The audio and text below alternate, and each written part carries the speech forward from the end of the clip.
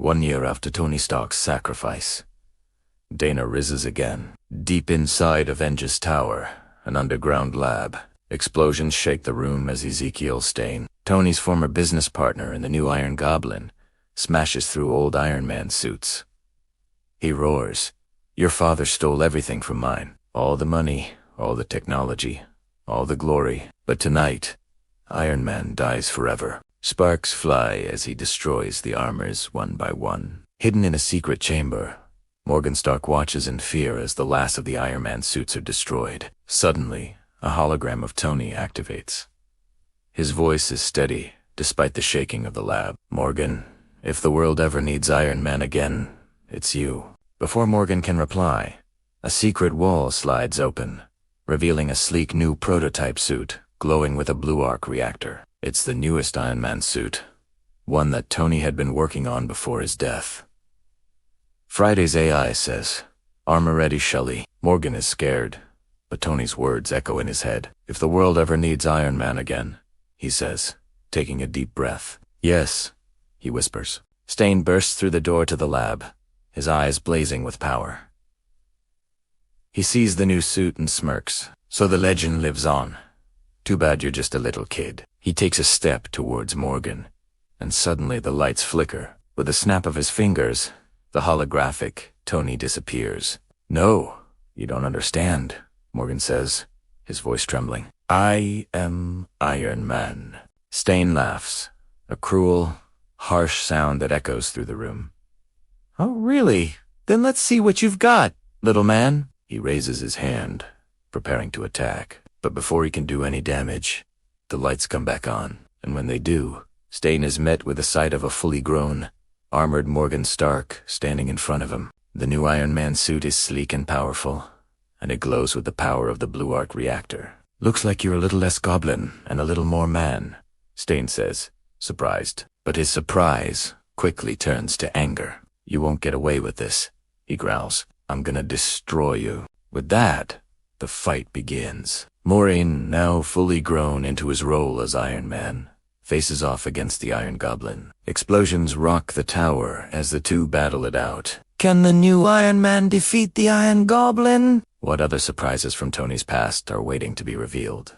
Ironheart blasts into the night sky, shooting straight up towards the clouds. At first, she struggles to control the suit's thrusters, crashing into rooftops and firing off unstable repulsor blasts that send cars flying. Almost loses control of the suit.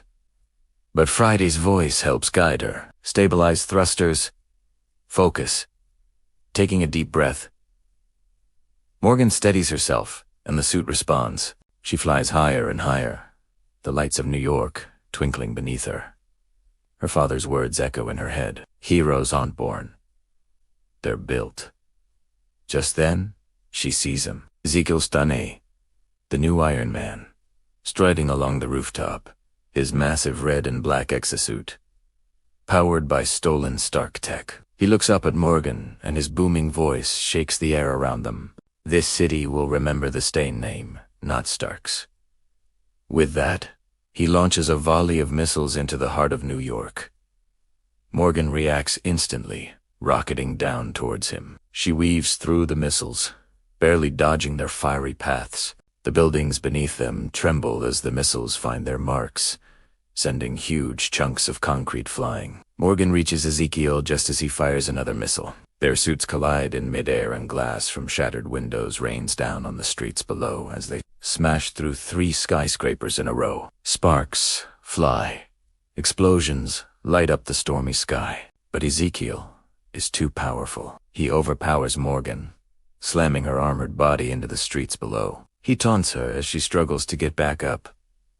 "You're nothing like your father. He would have known how to stop me."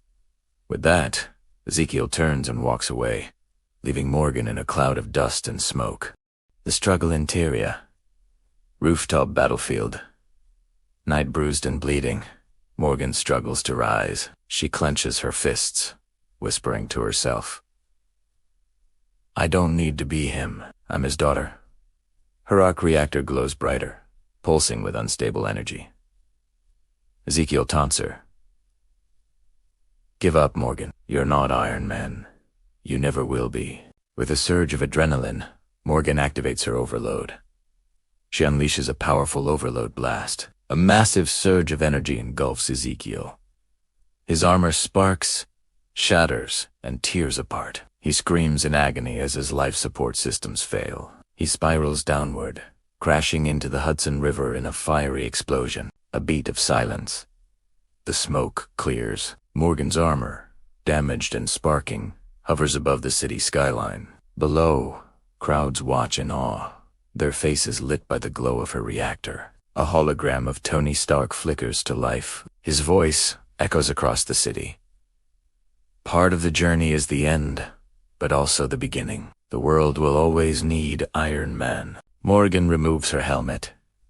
Her eyes fill with tears and determination as she gazes at the horizon. Ezekiel's armor, now nothing but scrap, is carried by the current. It comes to rest against the shore, a defeated, discarded shell. Back on the rooftop, Morgan leans heavily on her staff, the glowing arc reactor in her chest dimming. As the crowds below cheer, she reflects on the words her father had spoken to her in the cave that day so long ago. Tony, you said you wanted a suit of armor. What good is a suit of armor without the man inside? Morgan, I am the man inside the armor.